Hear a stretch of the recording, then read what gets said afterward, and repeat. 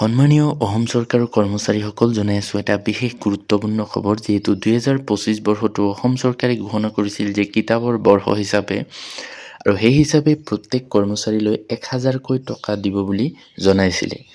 তো সেই সম্পৰ্কে এটা বিশেষ নটিফিকেশ্যন ওলাইছে অসম চৰকাৰৰ ৰাজ্যপাল মহোদয়ৰ পৰা যে এই টকাটো কৰ্মচাৰী এজনে পাবলৈ কি কৰিব লাগিব। সকলো কৰ্মচাৰীৰ দৰমহাত আচলতে এই পইচাটো ডাইৰেক্ট সোমাই নিদিয়ে, এটা বিশেষ কাম কৰিব লাগিব। দ্বিতীয়সকলেও কি কৰিব লাগিব সবিশেষ জানিবলৈ শেষলৈকে ভিডিঅ'টো ভালকৈ চাই যাব। তো এইটো চাব পাৰিছে 21 ডিচেম্বৰ তাৰিখে government of Assam finance budget ডিপাৰ্টমেণ্টৰ ফালৰ পৰা এই নটিফিকেশ্যনখন ওলাইছে, orders by the governor notification. এইটো চাব পাৰিছে number BBE 645843/27 in cancellation of this department's earlier notifications number BBE 645843/03 dated 29/8/2025 and number BBE 645843/18 dated 19/10/2025. The Governor of Assam is pleased to notify the formulation of the following revised guidelines in respect of implementation of the flagship scheme yearbooks announced at Para 11 point number 88 of the Finance Minister's budget speech for the financial year 2025-26. অর্থাৎ এই ইয়াৰ books সম্পৰ্কে আগতে এটা notice ওলাইছিলে যিটো 29/8/2025 আৰু 19/10/2025 সেইবিলাক সম্পূৰ্ণৰূপে মানে কেঞ্চেল কৰা হৈছে। আৰু এতিয়া অসমৰ যিজন ৰাজ্যপাল আছে তেওঁ যিটো ফাইনেন্সিয়েল বাজেটৰ যি 11 নম্বৰ পাৰা আৰু তাৰে 0.88 নাম্বাৰ তাতে অলপ সংশোধন কৰিছে। আৰু তাতে কি সংশোধন কৰিছে এইটো চাই লওক যে all regular state government employees will be provided a one-time grant of ₹1000 each for purchase of book.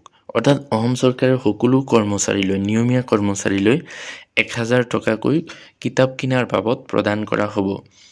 Necessary budget provision has been made under the head account. এইটো নাম্বাৰ দি আছে finance department for this purpose. আৰু সকলো DDO যিসকল আছে তেওঁলোকক এই যিটো একাউণ্ট নাম্বাৰ দি আছে হেড অফ একাউণ্ট তাৰ পৰা আচলতে এই পইচাটো দিয়া হ'ব। For smooth drawal of the fund this head of account has been made global head and all drawing and disbursing officers DDOs may issue financial sanction without insisting for budget allotment. অৰ্থাৎ এই যিটো head of account number দি আছে তাৰ পৰা সকলো DDO তেওঁলোকে এই পইচাটো উইথড্ৰ কৰি ল'ব পাৰিব প্ৰত্যেক কৰ্মচাৰীৰ বাবদ 1000 টকাকৈ। তাৰ কাৰণে কোনো ধৰণৰ বাজেট এলটমেণ্ট বেলেগকৈ দিব নালাগে। Employees will submit vouchers to respective DDOs against procurement of books and thereafter DDOs will prepare and submit bills to treasuries for payment of the same after issue of necessary financial section.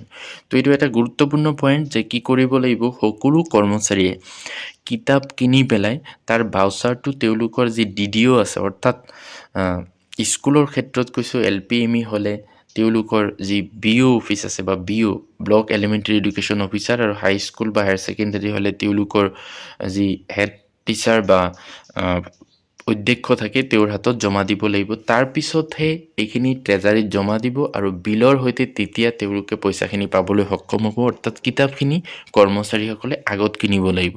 কিন্তু আগতে কৈছিল যে দৰমহাৰ লগত পইচাটো দি দিব, তাৰপিছত কিতাপ কিনিব, তাৰপিছতহে ভাউচাৰখিনি জমা দিব লাগিব। কিন্তু ইয়াতে কৈছে আগতেই কিতাপ কিনিব লাগিব। Finance establishment B department has already exempted this expenditure from obtaining concurrence towards issue of financial section by number notification number dated 8/9/2025 corrigendum number dated 16/9/2025। গতিকে এই সম্পৰ্কে ফাইনেন্স ডিপাৰ্টমেণ্টৰ ফালৰ পৰা সকলো ধৰণৰ মানে নটিফিকেশ্যন দিয়া হৈছে। এইটো চাব পাৰিছে ডিজিটেলি চাইন বাই দিলীপ কুমাৰ পৰা তেখেতৰ ফালৰ পৰা ওলাইছে। তো এইটো আছিলে কৰ্মচাৰীসকলৰ কাৰণে খুবেই গুৰুত্বপূৰ্ণ এটা খবৰ যে তেওঁলোকে কিতাপ কিনাৰ বাবদ পইচাটো পাবলৈ হ'লে প্ৰথমতে কিতাপ কিনি ভাউচাৰখিনি তেওঁলোকৰ DDOৰ হাতত জমা দিব লাগিব। Thank U.